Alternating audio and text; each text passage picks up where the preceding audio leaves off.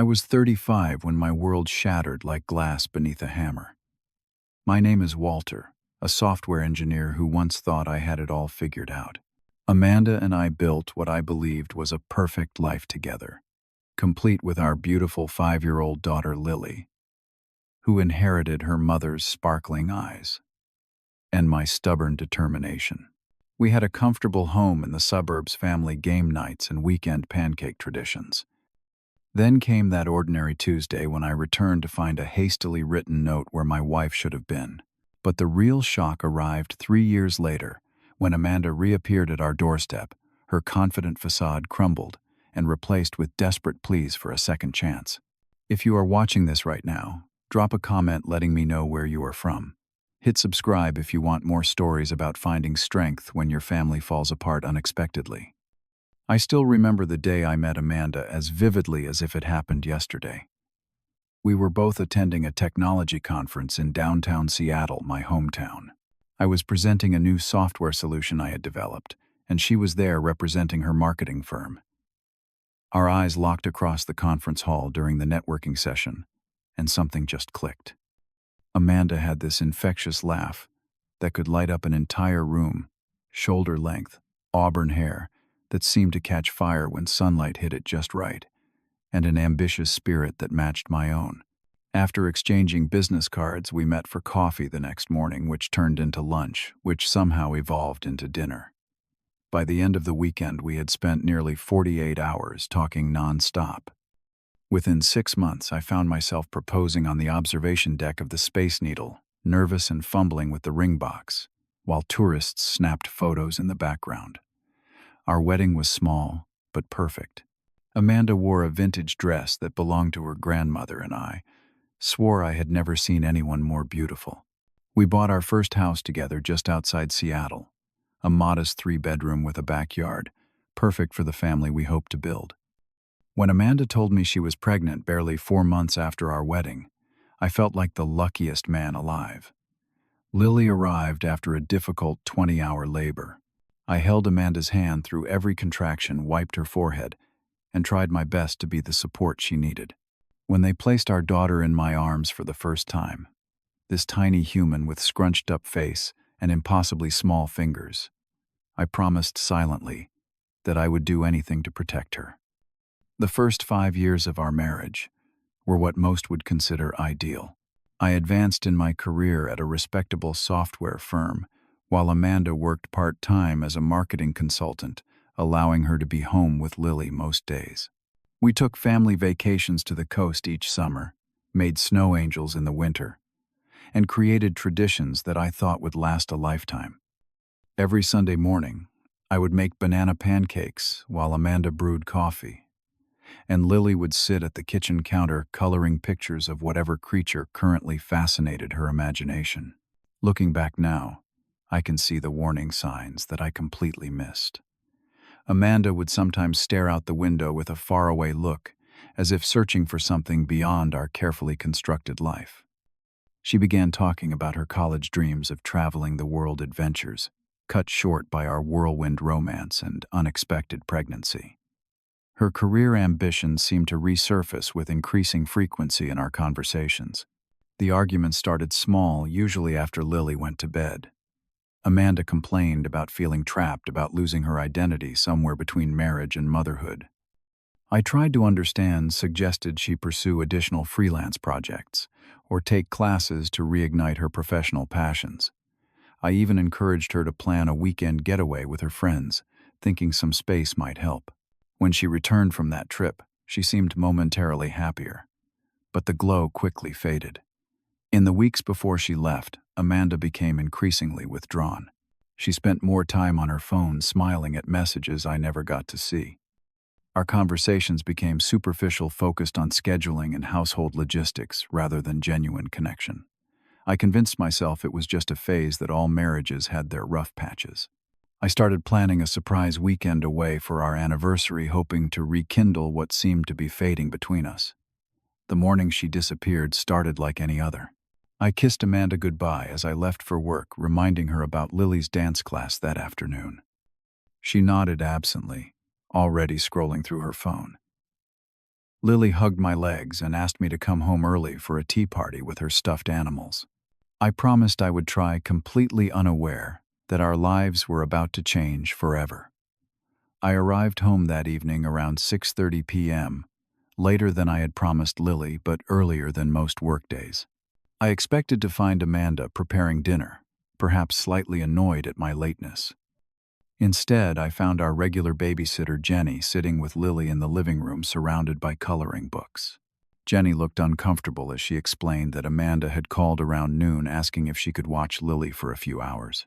Amanda had mentioned something about an unexpected errand, but assured Jenny that I would be home by 6. Jenny apologized for the confusion, but mentioned that Amanda had seemed strangely emotional on the phone. After paying Jenny and thanking her for staying late, I checked my phone for messages from Amanda. Nothing. I called her cell phone, but it went straight to voicemail. An uneasy feeling settled in my stomach as I headed upstairs to change out of my work clothes. That was when I noticed the partially open closet door and the empty spaces where Amanda's clothes should have been. On our bed sat a plain white envelope with my name written in her familiar handwriting. My hands trembled as I opened it and began to read. The letter was brief, almost clinical. Amanda wrote that she felt suffocated in our marriage, that she needed to find herself, and could no longer pretend to be happy as a wife and mother. She asked me not to look for her and promised to contact me about practical arrangements when she was ready. The final line simply read, "I am sorry for the pain this will cause, but staying would only make things worse for all of us." The floor seemed to tilt beneath my feet as I sat on the edge of the bed, reading and rereading the letter, searching for clues I might have missed. How could someone just walk away from their life, from their child? What about Lily?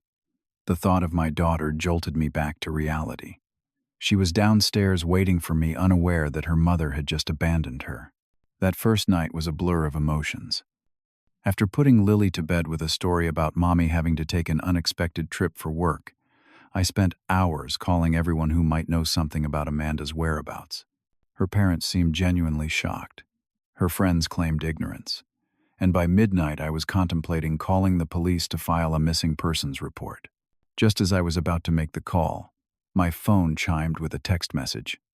It was from Amanda, the first contact since her disappearance. All it said was, "I am safe, but need space. Please do not try to find me.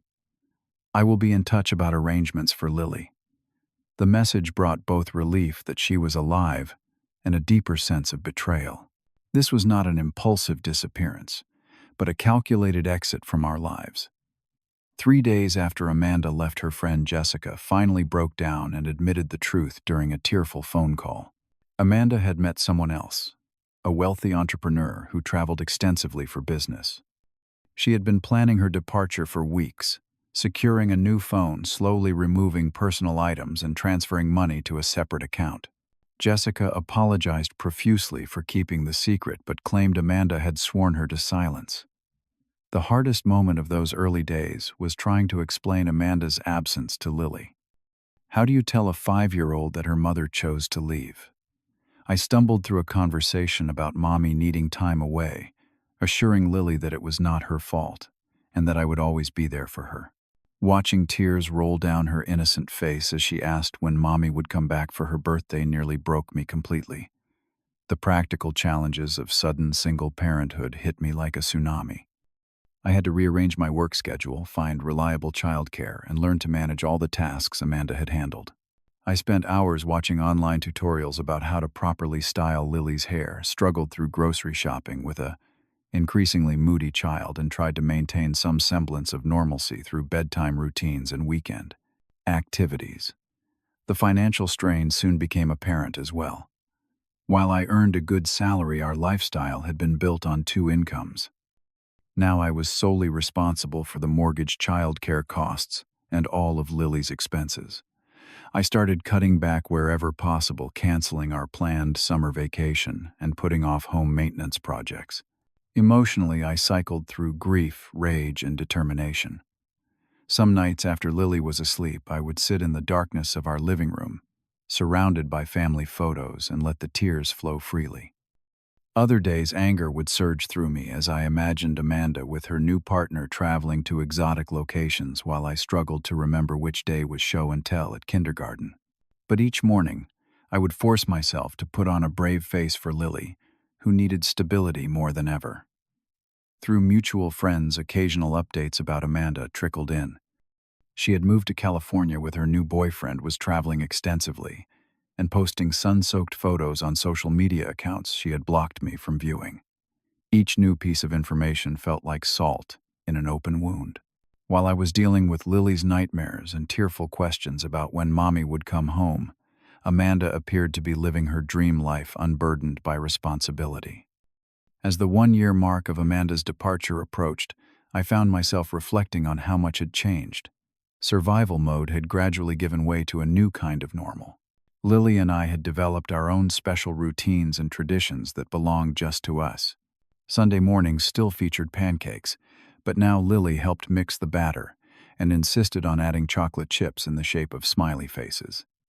Friday nights became movie nights, complete with homemade popcorn and fort building in the living room. At work, my situation had actually improved. My boss, who had gone through a divorce himself, proved unexpectedly understanding of my new circumstances. When a senior position opened up, he encouraged me to apply despite the potential for longer hours.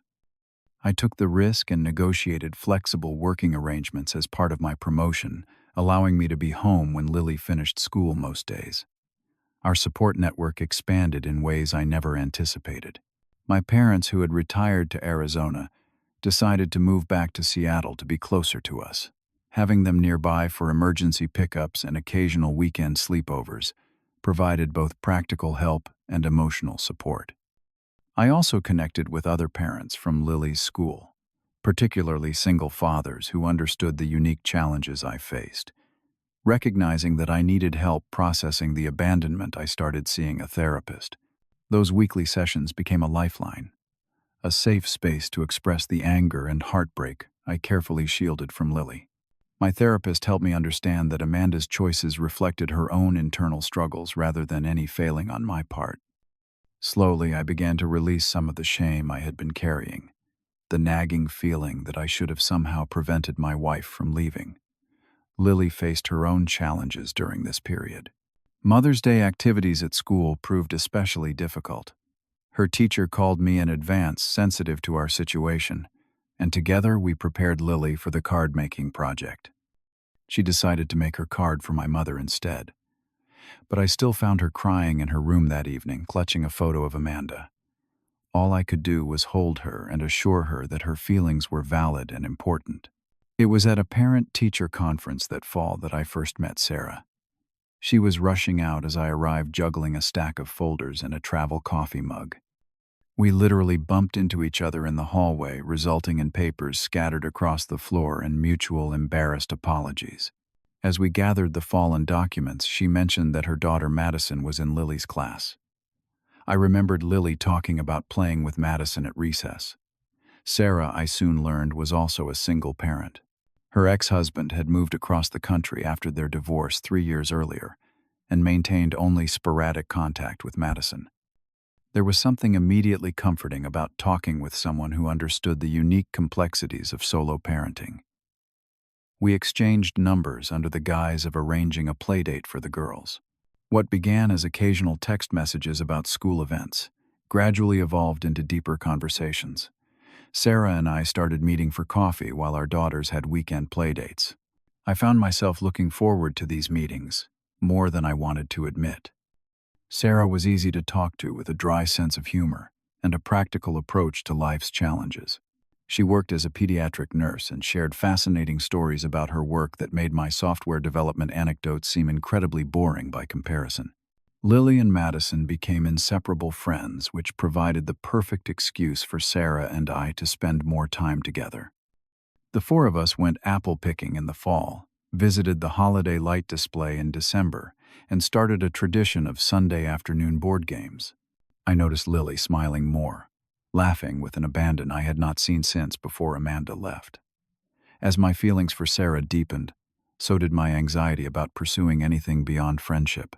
The thought of trusting someone again terrified me. What if Sarah also decided that life with a ready-made family was too constraining? What if Lily became attached only to face another devastating loss?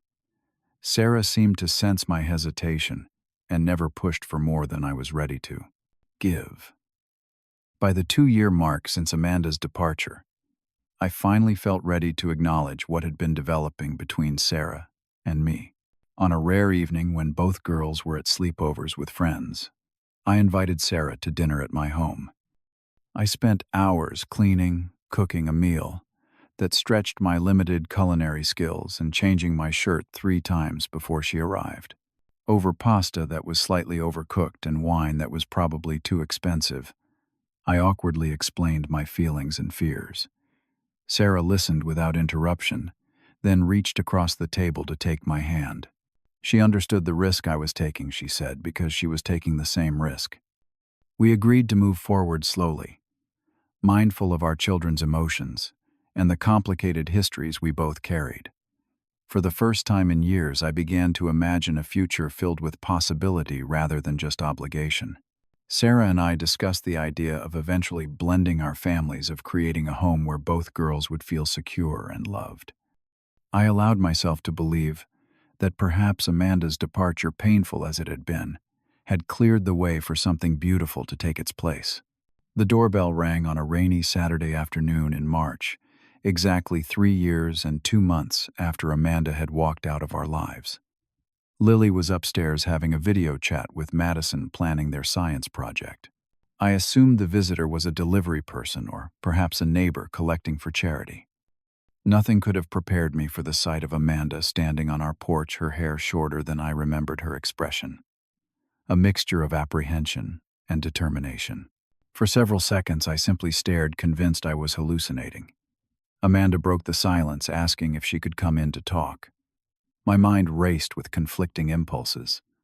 Part of me wanted to slam the door in her face.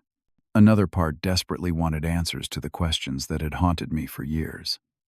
The most primal part wanted to protect Lily from further heartbreak. Eventually, I stepped aside and allowed Amanda to enter the home she had abandoned. In our living room, which now contained furniture she had never seen and photos she was not part of, Amanda began a tearful explanation. Her relationship with the entrepreneur had ended 6 months earlier, when he became engaged to someone else. She claimed the experience had made her realize the terrible mistake she had made in leaving Lily and me. She spoke of regret therapy and personal growth. She wanted another chance at being a family. As she talked, I experienced a storm of emotions. There was lingering love for the woman who had once been the center of my world, rage at the casual way she seemed to expect forgiveness, and a fierce protective instinct toward Lily.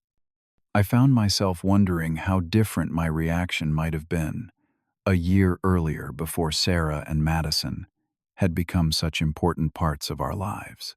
Before I could formulate a response, Lily came downstairs, drawn by the unfamiliar voice. The look on her face when she recognized her mother was something I will never forget. Confusion, shock, and cautious excitement battled across her features. Amanda rushed to embrace her, but Lily hung back, seeking reassurance from me, before approaching the mother who had become a stranger. That initial reunion was awkward and emotionally charged. Lily answered Amanda's questions with monosyllables, clearly overwhelmed by the situation. I suggested that Amanda leave, but arranged for her to meet with Lily again, in a more controlled setting. As she left, Amanda handed me her new contact information and stated her intention to remain in Seattle to rebuild her relationship with her daughter. In the following weeks, Amanda's presence became a complication in our carefully reconstructed lives.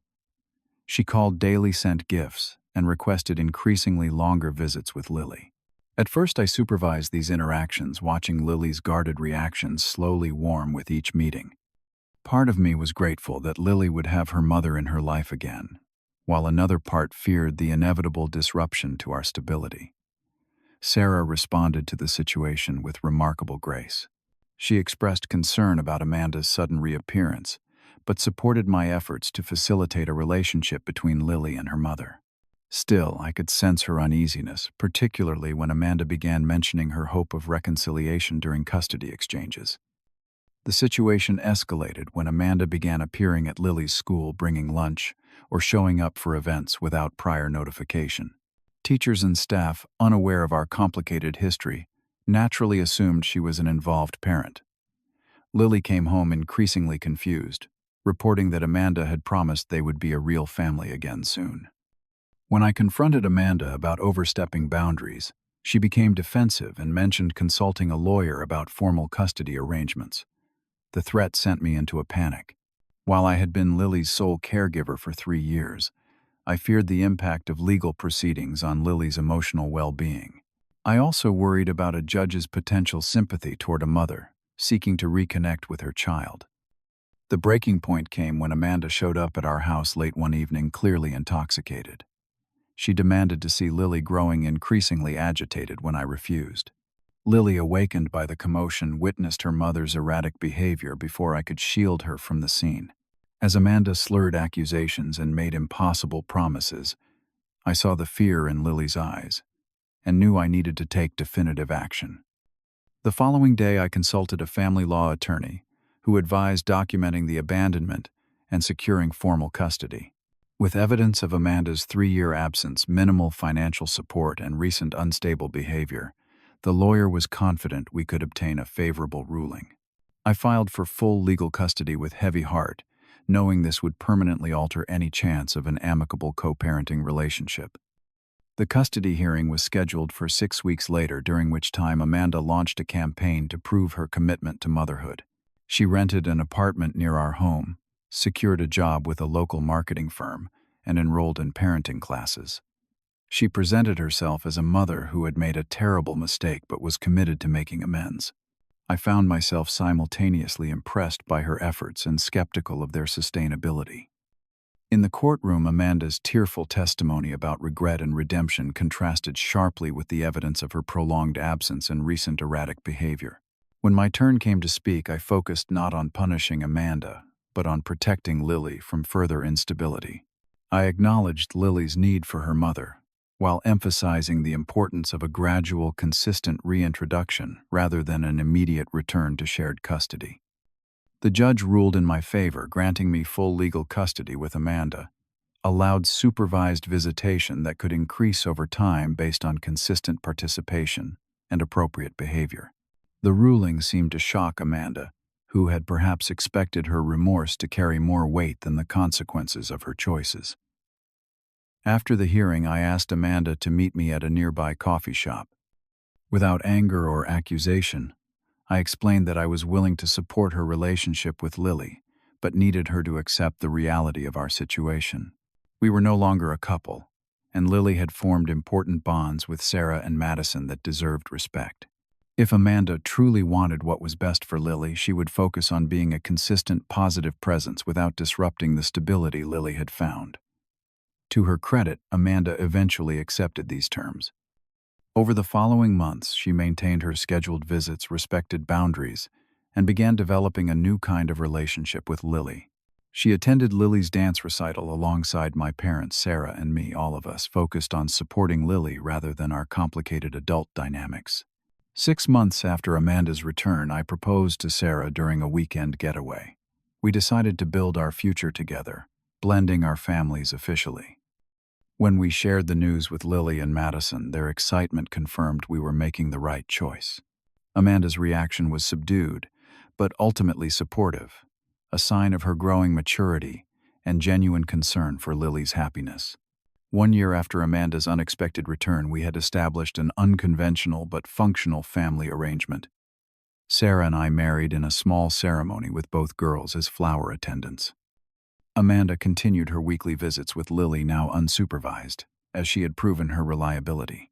She even developed a cordial relationship with Sarah, based on their shared affection for Lily. Looking back on the journey from abandonment to our current situation, I am amazed by the resilience of the human spirit, particularly my daughters.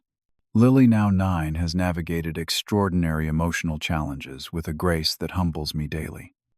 She understands that families come in many configurations, and that she is fortunate to have multiple adults who love her each in their own way. The path from devastation to healing was neither straight nor easy. When Amanda first left, I felt as though someone had ripped away half of my identity. I questioned everything about myself as a husband and father, wondering what fundamental flaw had made my wife choose another life over ours.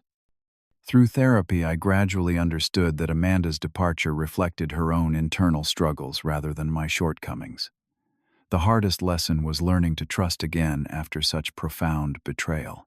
Opening my heart to Sarah required courage I was not sure I possessed. Each step toward vulnerability felt like risking another potential wound.